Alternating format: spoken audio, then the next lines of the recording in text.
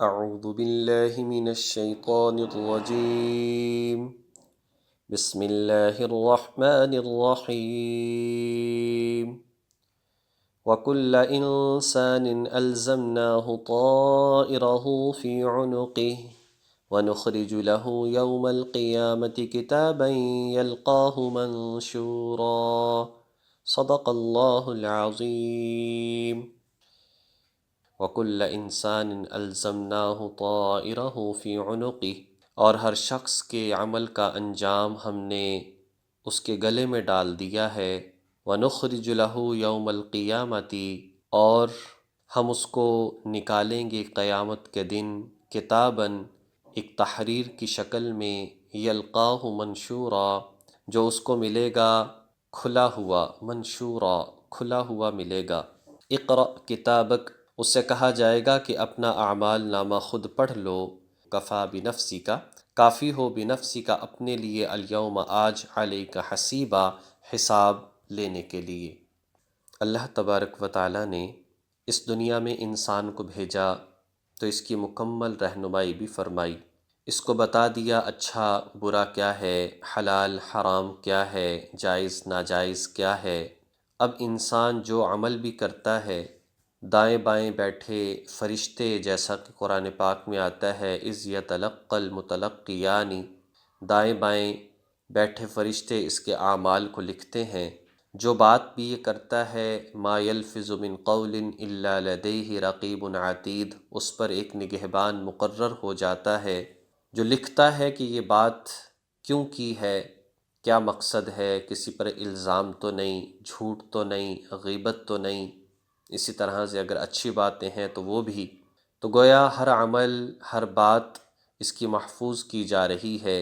اور فرمایا کہ ہم نے ہر انسان کا جو اعمال نامہ ہے، جب وہ قبر سے اٹھے گا تو اس کے گلے میں ڈلا ہوا ہوگا، بلکہ گلے میں نہیں، دیکھا جائے قرآن کریم کی دوسری آیات کے ذریعے سے، انسان جیسے ہی قبر سے اٹھے گا، اگر تو نیک بخت اچھے اعمال کرتا رہا، ہاؤم اقرءوا کتابیہ، اس کو اس کا اعمال نامہ دائیں ہاتھ میں ملے گا، خوشی خوشی سب کو دکھاتا پھرے گا، اور اسی کو دائیں ہاتھ میں لے کر اللہ کے حضور پہنچے گا۔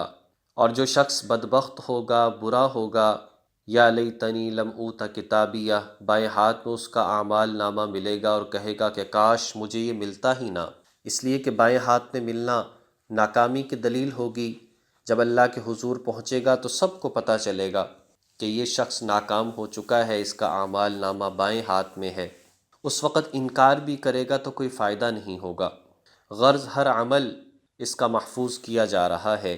اور یہاں پر اعمال نامے کو طائرہ اس کے ساتھ تعبیر کیا ہے۔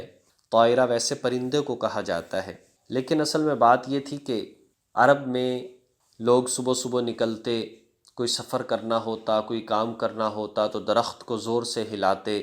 پرندے زیادہ اگر دائیں طرف اڑنا شروع ہو جاتے تو کہتے کہ ہاں یہ کام کرنا چاہیے، بائیں طرف اڑتے تو کہتے یہ کام نہیں کرنا چاہیے۔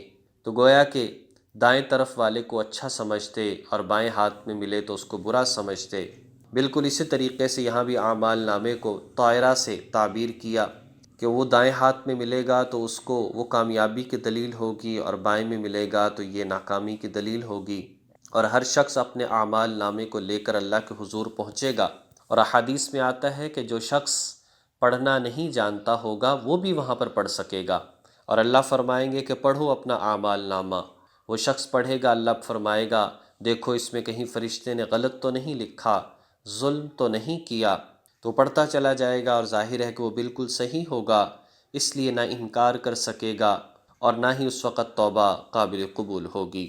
گویا کہ انسان اپنا حساب خود ہی لے رہا ہوگا، اس لیے کہ اس کے اپنے ہاتھ پاؤں اس کے خلاف گواہی دے رہے ہوں گے، زمین اس کے خلاف گواہی دے رہی ہوگی، اس کے کندھوں پر بیٹھے فرشتے اس کے حق میں اس کے خلاف گواہی دے رہے ہوں گے، اور اسی طریقے سے اس کا اعمال نامہ وہ گواہی دے رہا ہوگا۔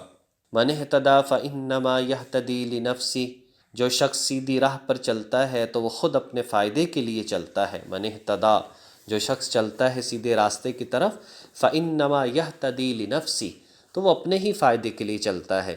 وَمَنْ ضَلَّ فَإِنَّمَا يَضِلُّ عَلَيْهَا، اور جو گمراہی کا راستہ اختیار کرتا ہے تو وہ اپنے ہی نقصان کے لیے اختیار کرتا ہے۔ وَلَا تَزِرُ وَازِرَةٌ وِزْرَ أُخْرَى، اور کوئی بوجھ اٹھانے والا کسی دوسرے کا بوجھ نہیں اٹھائے گا۔ وَمَا كُنَّا مُعَذِّبِينَ، ہم کبھی کسی کو عذاب نہیں دیتے حتیٰ اس وقت تک نبعث رسولہ، جب تک کوئی پیغمبر نہ بھیج دیں۔ یعنی ہر جگہ پر دیکھا جائے تو دعوت پہنچ چکی ہے، ہر امت میں۔